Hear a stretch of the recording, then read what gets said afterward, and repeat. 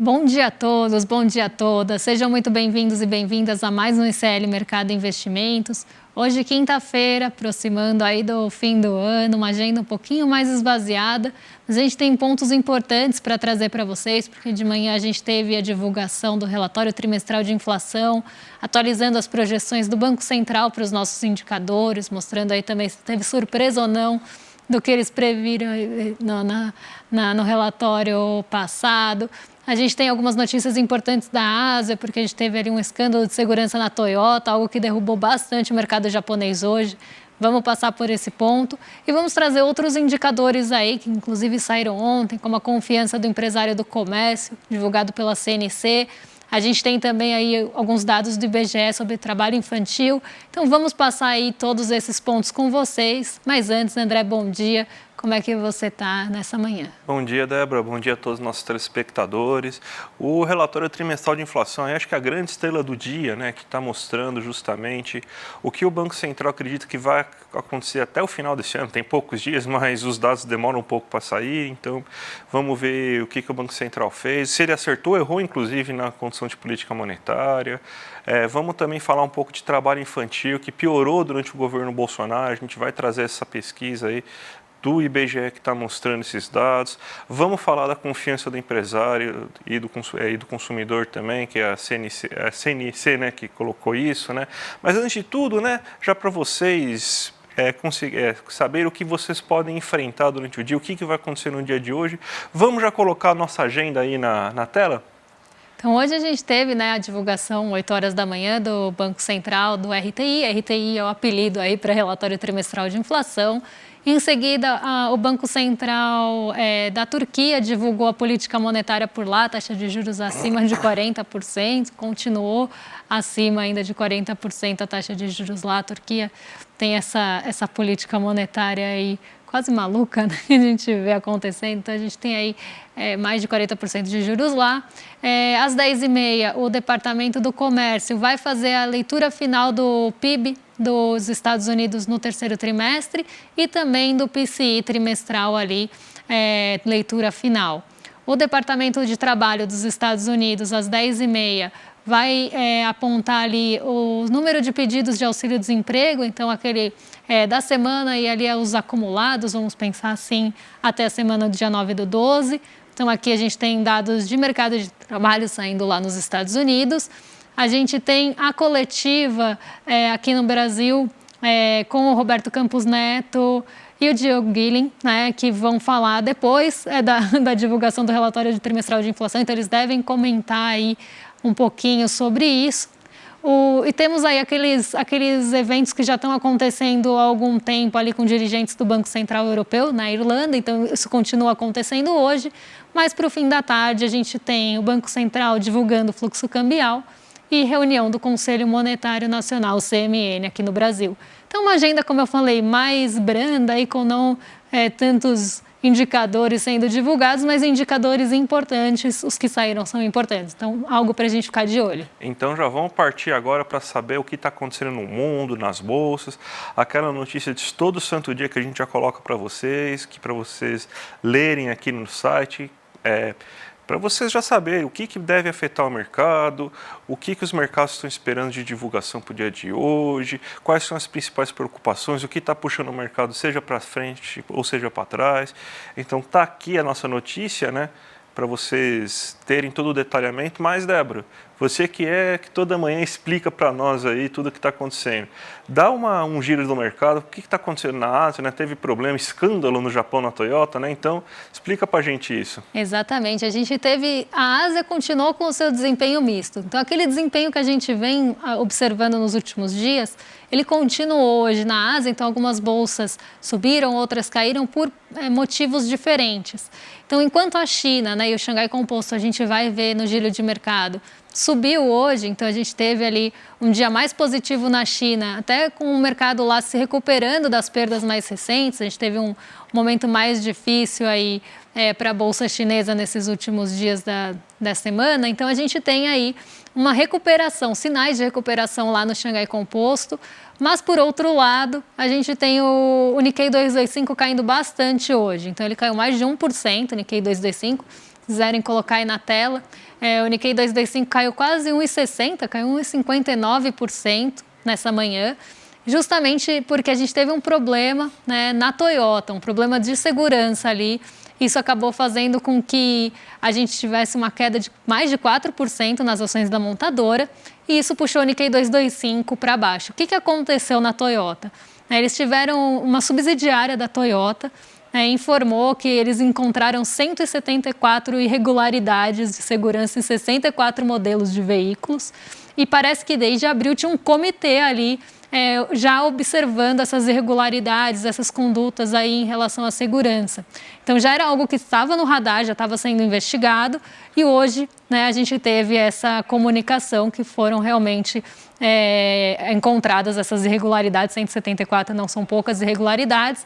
E aí hoje mesmo também a Toyota fez um recall de mais de 1 milhão de veículos nos Estados Unidos por conta de segurança de airbag, né? Problemas ali de airbag.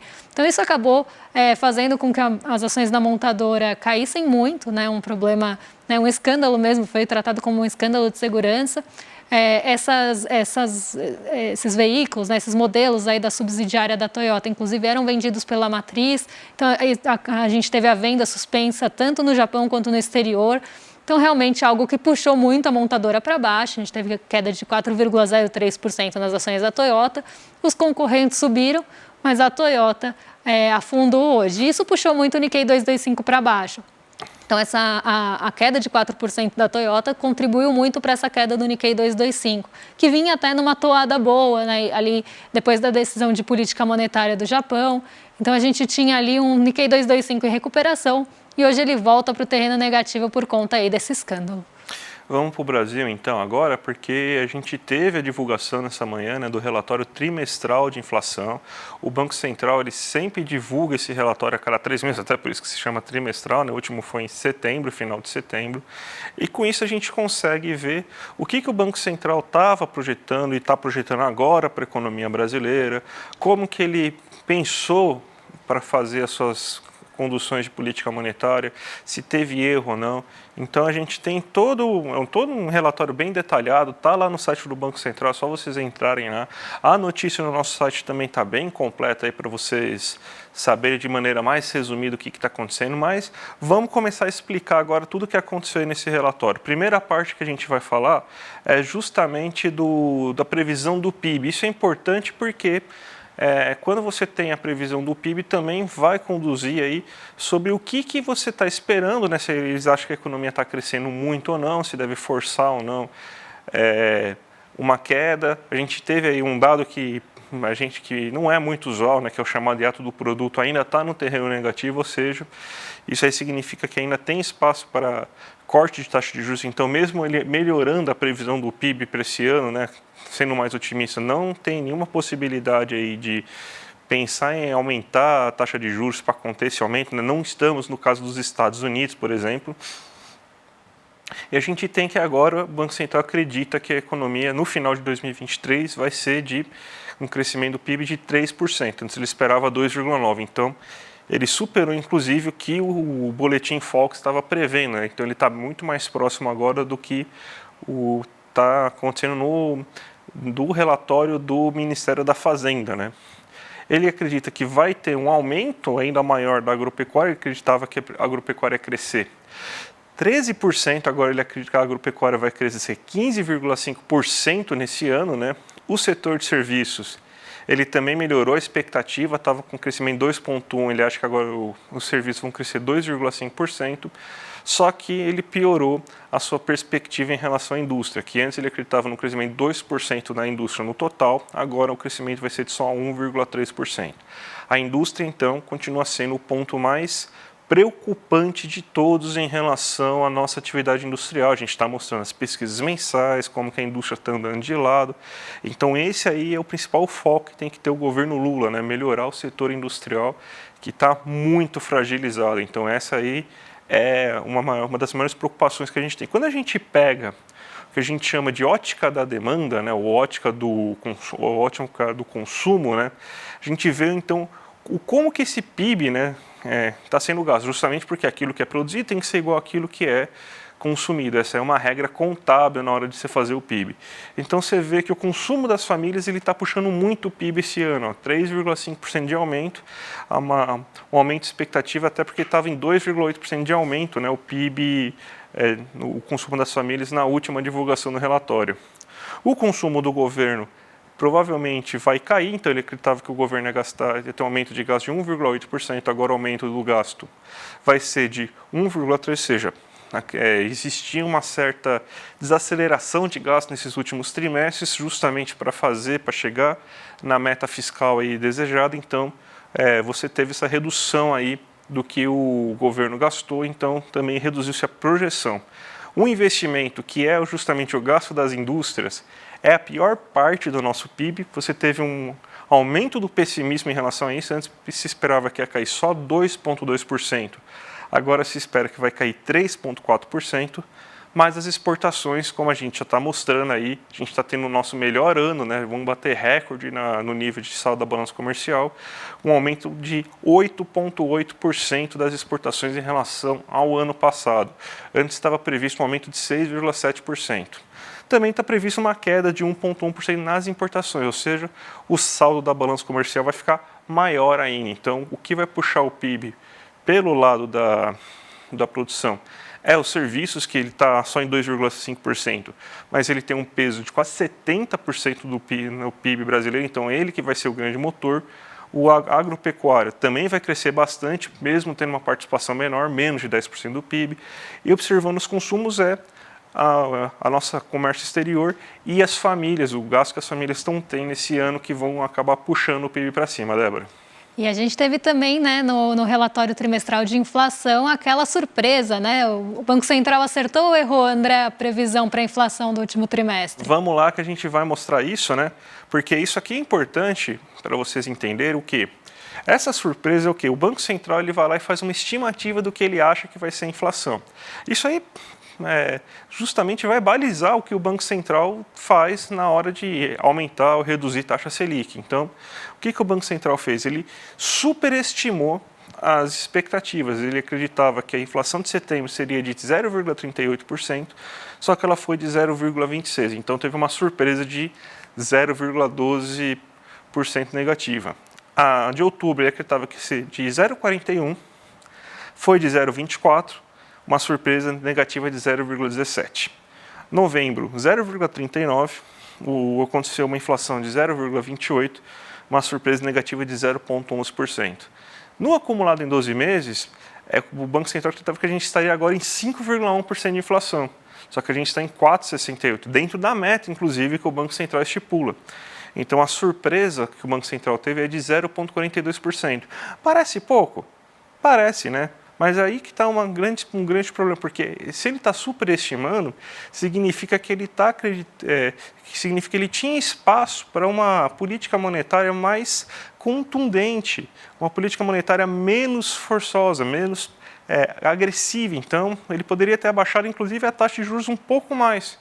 Ele está superestimando a inflação brasileira e, com isso, ele está colocando um remédio a mais, até pela própria lógica dele. Se ele está estimando a mais e ele está errando consecutivamente, significa que ele está dosando muito forte a taxa Selic. É algo que a gente tem que ficar de olho até para ver, né, como é que vai ficar essa surpresa nesse próximo trimestre, né, quando a gente tiver o fechamento, se o Banco Central vai errar ou não, mas algo que a gente já vem até falando aqui há algum tempo, né, que tem esse espaço, que a inflação está mostrando esse arrefecimento, teria esse espaço para um corte aí um pouco mais acelerado. Inclusive, agentes do mercado já estão falando nisso.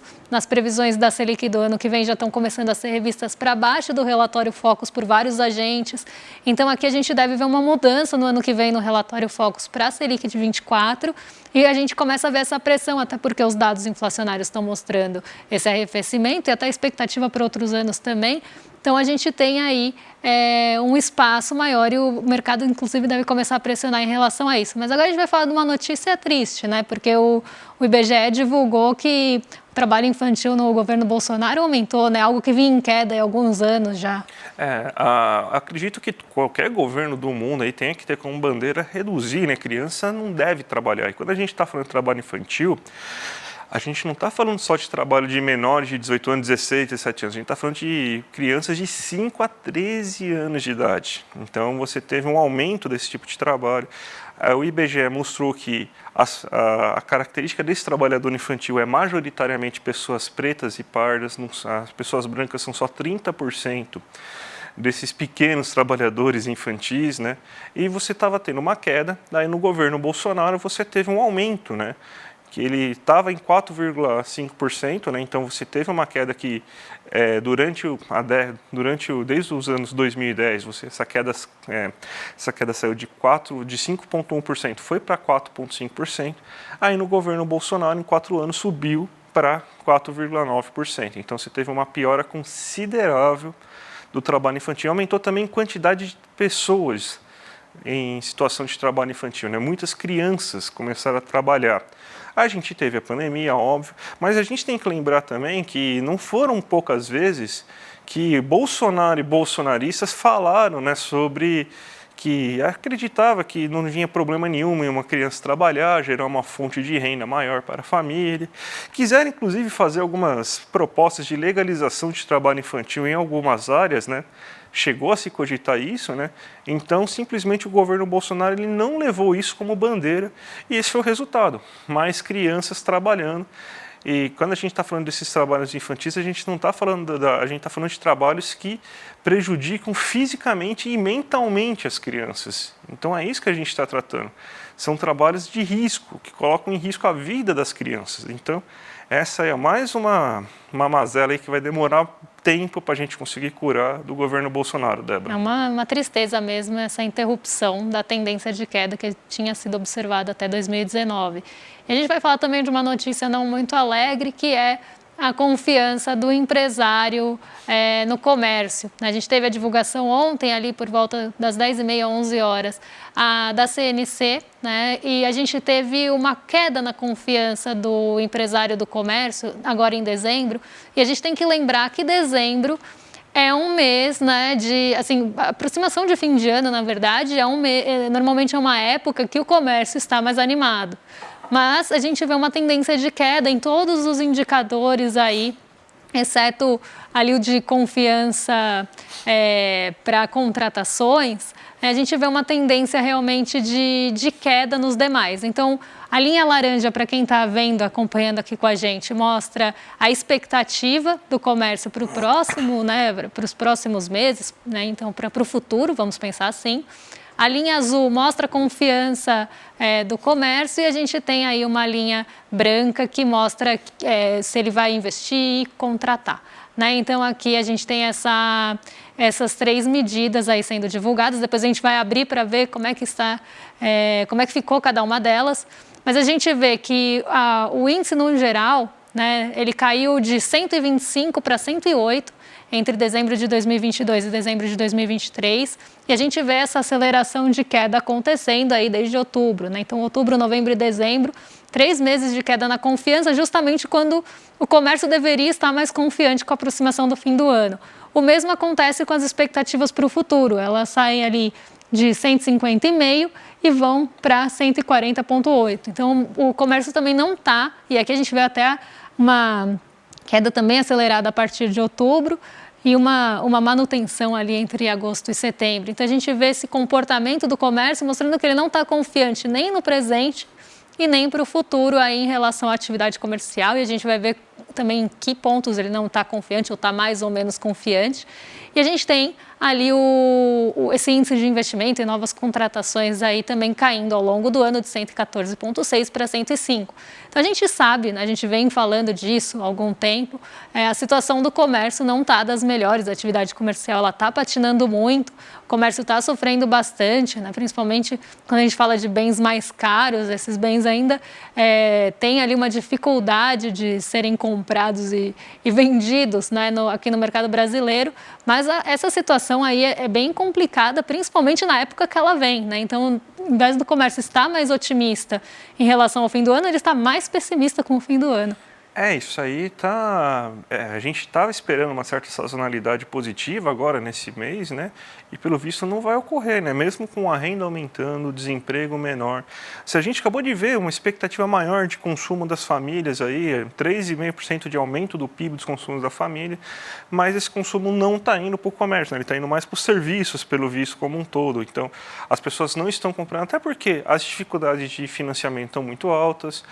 Você tem ainda muita gente endividada, muita gente se endividou durante o governo Bolsonaro, pandemia, e para comprar coisas básicas, né, alimentação do dia a dia e tudo mais, e está demorando para esse pessoal sair dessas dívidas, mesmo com desenrola, é uma grande ajuda, mas ainda não pegou todo mundo, né, muita gente ainda está fora do desenrola, e o comércio sente, né, a gente vê aí que não está tendo o ritmo de atividade esperada para esse período do mês, né? Vamos torcer para que essa confiança que seja só uma mera expectativa aí, que eles quebrem a cara, vamos dizer assim, que na verdade tem uma situação boa, mas é muito preocupante tudo isso, né, Débora? Exato, e a gente trouxe aí para vocês uma tabelinha que mostra exatamente onde estão esses pontos de fragilidade, né? Então a gente tem aí a variação entre novembro e dezembro, tá? Aqui está novembro, mas é novembro e dezembro, então considerem aí novembro e dezembro, e a variação acho que estão repetidas, né? Mas vamos olhar aí a variação em pontos percentuais e variação em percentual, de quanto mudou de um ano para o outro. E a gente vê, né, que tanto condições atuais da economia, condições atuais do setor caíram, né, 2,2 pontos percentuais entre os meses e 1,54 nas condições atuais do setor. Então, o comércio ele não está nem confiante, né, nem otimista com as condições atuais da economia, nem com as condições atuais do comércio. Nas expectativas futuras, a gente também vê queda, tanto nas expectativas futuras para a economia quanto para o comércio em si, né? Então, aqui a gente vê realmente, né, traduzindo aquele gráfico de linhas, que não está bom aí, o comércio não está vendo um bom momento, nem para a economia, nem para o setor, e também não está vendo um futuro aí melhor, nem para a economia, nem para o setor. Então, uma queda de 3,17, 1,48. E aí a gente vê intenções em contratar, né, que é aquela outra linha que eu falei de investimento e contratação. A gente vê que teve uma queda de 1,07 entre os meses.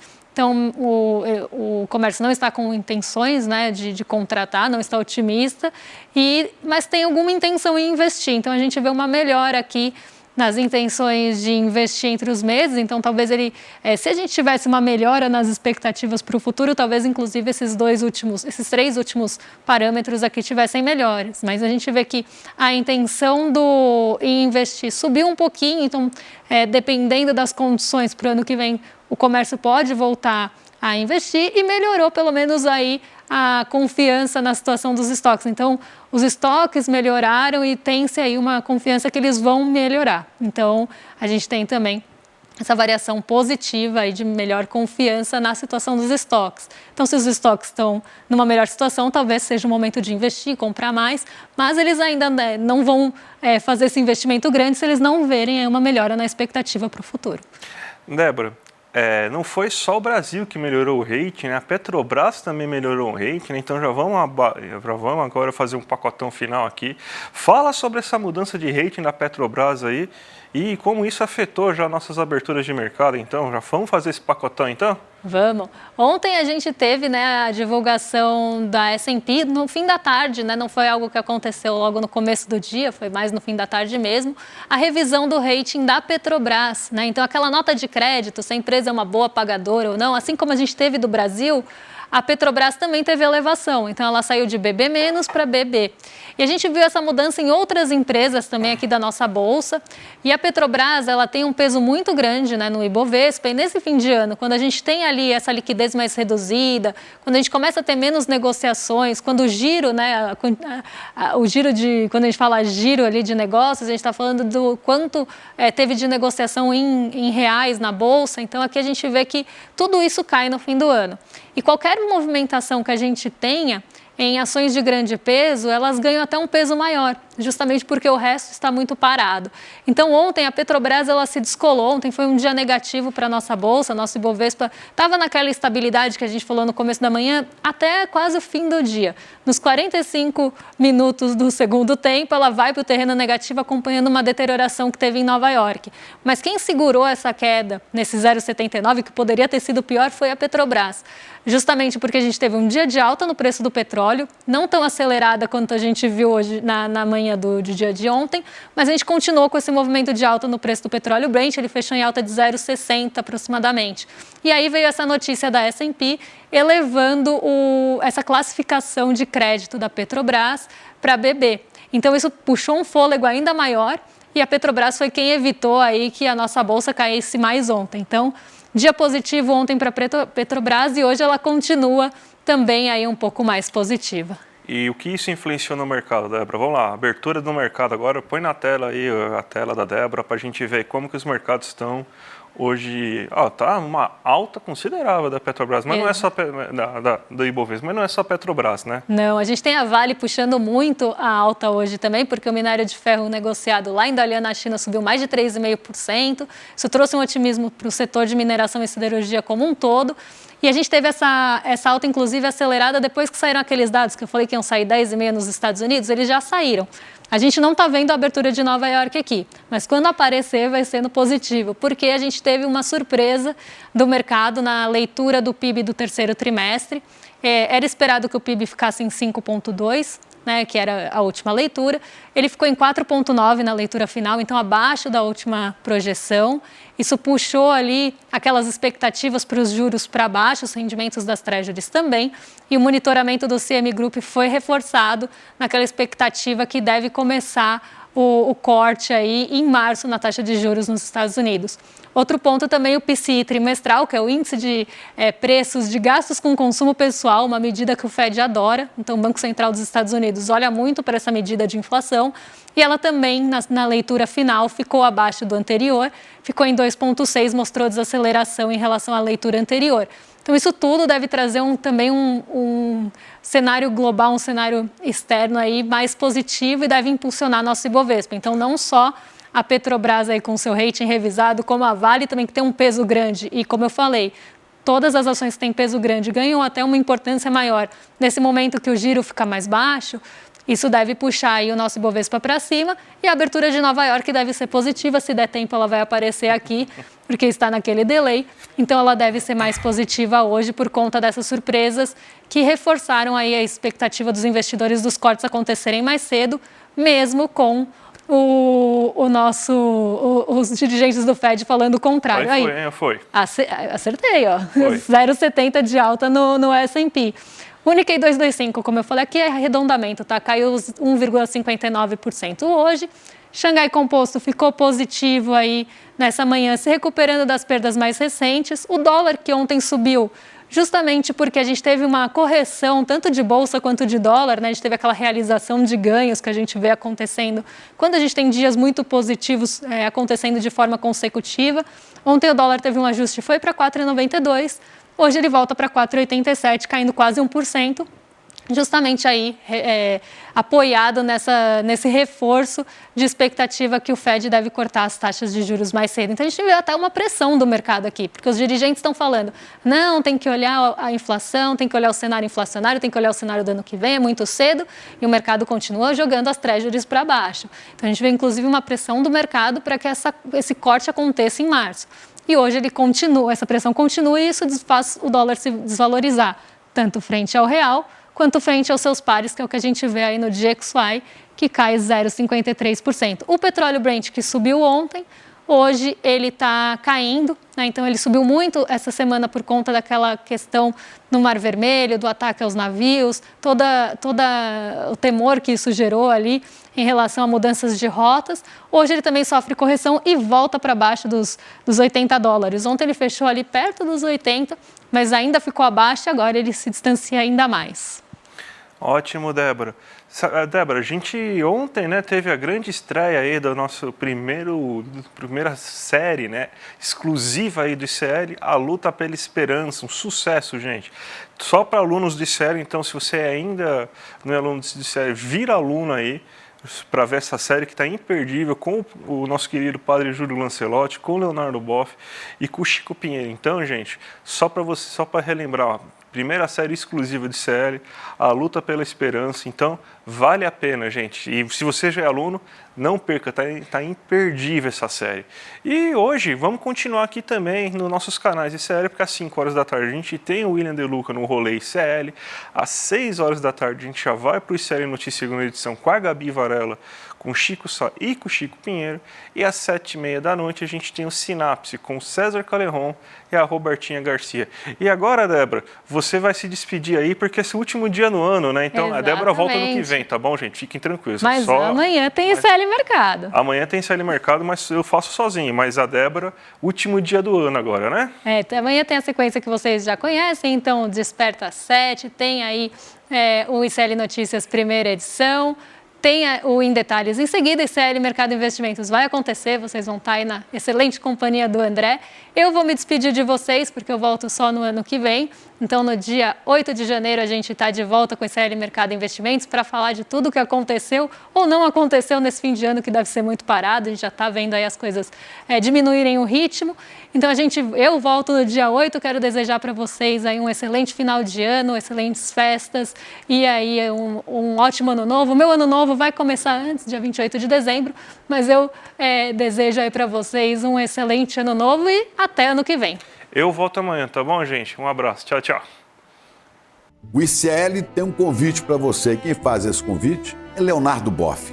Eu estou feliz de estar aqui junto com esse grande jornalista que é o Chico Pinheiro e esse extraordinário padre que é o padre Júlio Lancelotti, que trabalha com aqueles que estão na rua, sofredores. E nós vamos refletir nesses vários tópicos sobre a esperança do nosso país, do nosso mundo. Convido a vocês a acompanharem essas gravações, porque elas suscitam em nós um compromisso para melhorar a situação do nosso mundo. A Luta pela Esperança. Essa conversa fraterna, em vários episódios, você não pode perder.